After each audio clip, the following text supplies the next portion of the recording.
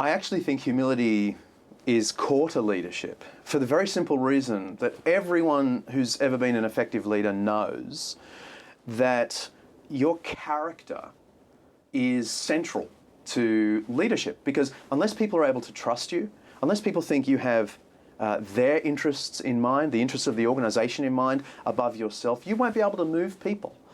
But when the people that you lead know for certain this person has our interest in mind, when you make the tough call, people are far more likely to think you're right, even if they have doubts about it.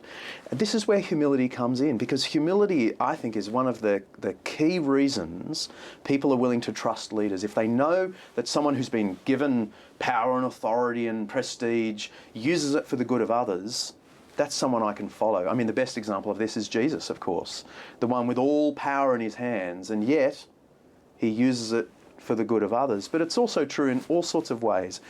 I would say a few things about humility and leadership. Number one, it's common sense to be humble if you're a leader.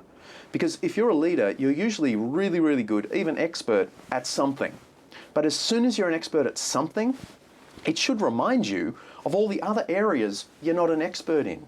I mean, if you can drill down into finance, you're a finance expert.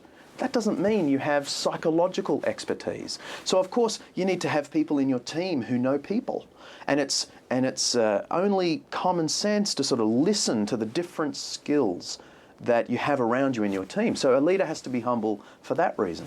A leader has to be humble if he wants or she wants to persuade people, because we believe those who have our interests in mind. I remember this. I was just telling some friends recently that when I got to interview a whole bunch of leading historical experts, a couple of them really stood out.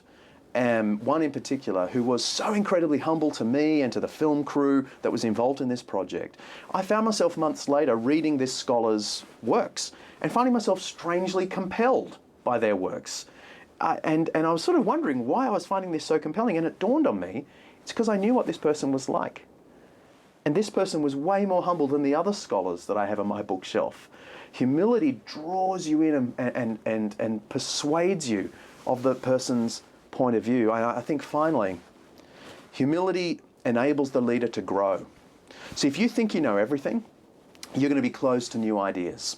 But if you know for sure that what you don't know and can't do far exceeds what you do know and can do, you are going to listen to people, and this will plug the gaps in your own leadership style. So the humble leader will listen to criticism. The humble leader will listen to people in a different part of the company, you know, way down the bottom of the pecking order, so to speak, because there's wisdom down there that can make up for my lack.